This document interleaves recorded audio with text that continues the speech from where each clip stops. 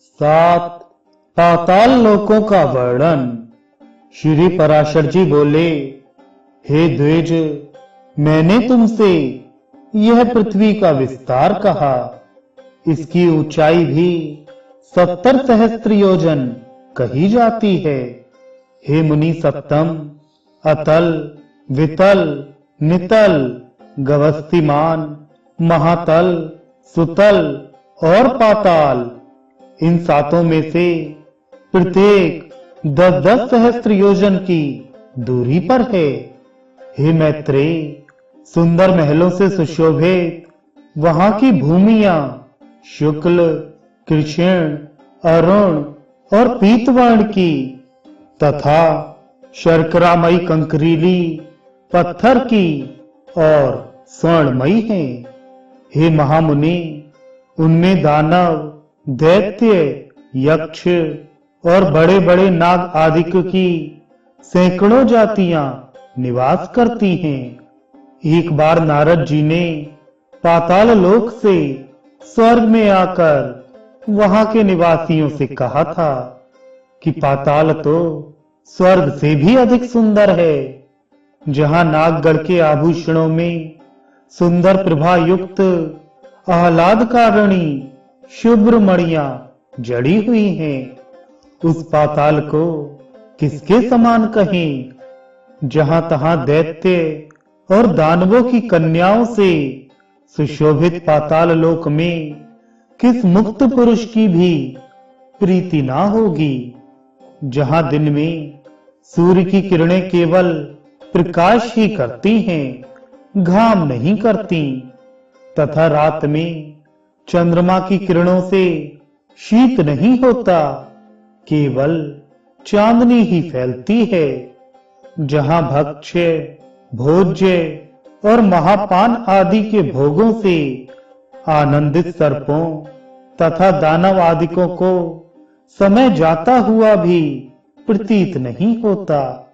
जहां सुंदर वन, नदियां, रमणीय सरोवर और कमलों के वन हैं, जहां नर कोकिलों की सुमधुर कूक गूंजती है एवं आकाश मनोहारी है। और हे द्विज, जहां पाताल निवासी दैत्य, दानव एवं नागगण द्वारा अति स्वच्छ आभूषण, सुगंधमय अनुलेपन, वीणा, वेणु और मृदंग आदि के स्वर तथा तूर्य, ये सब एवं भाग्यशालियों के भोगने योग्य और भी अनेक भोग भोगे जाते हैं। पातालों के नीचे विष्णु भगवान का शेष नामक जो तमोमय विग्रह है, उसके गुणों का दैत्य अथवा दानवगण भी वर्णन नहीं कर सकते।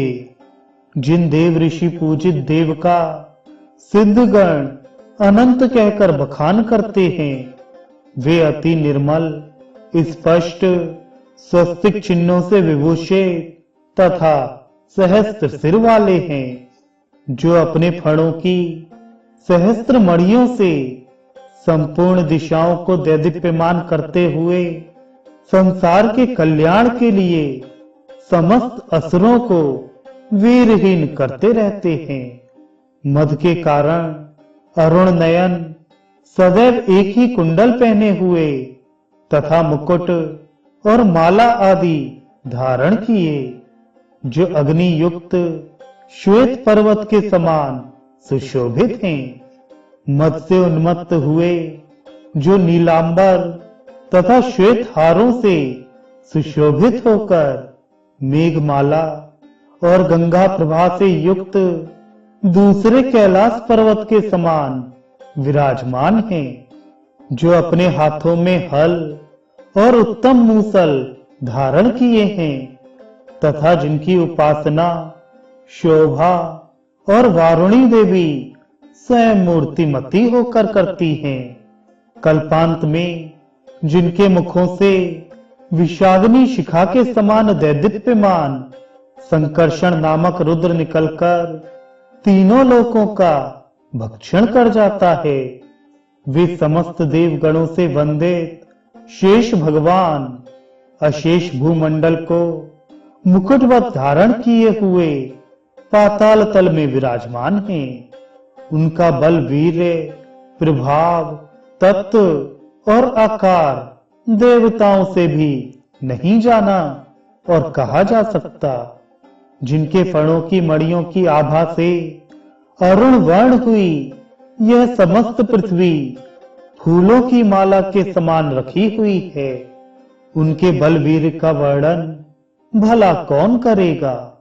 जिस समय मदमत्त नयन शेष जी जम्हाई लेते हैं, उस समय समुद्र और वन आदि के सहित यह संपूर्ण पृथ्वी चलायमान हो जाती है। इनके गुणों का अंत गंधर्व, अप्सरा, सिद्ध, किन्नर, नाग और चारण आदि कोई भी नहीं पा सकते। इसलिए ये अविनाशी देव अनंत कहलाते हैं। जिनका नाग वधुओं द्वारा लेपित हरिचंदन पुनः पुनः श्वास वायु से छूट छूट कर दिशाओं को सुगंधित करता रहता है। जिनकी आराधना से पूर्वकालीन महर्षि गर्ग ने समस्त ग्रह नक्षत्र आदि और शकुन अपशकुन आदि नैमित्तिक फलों के तत्वतः जाना था, उन नाग श्रेष्ठ शेष जी ने इस पृथ्वी को अपने मस्तक पर धारण किया हुआ है, जो स्वयं भी देव, असुर और मनुष्यों के सहित संपूर्ण लोकमाला को धारण किए हुए हैं।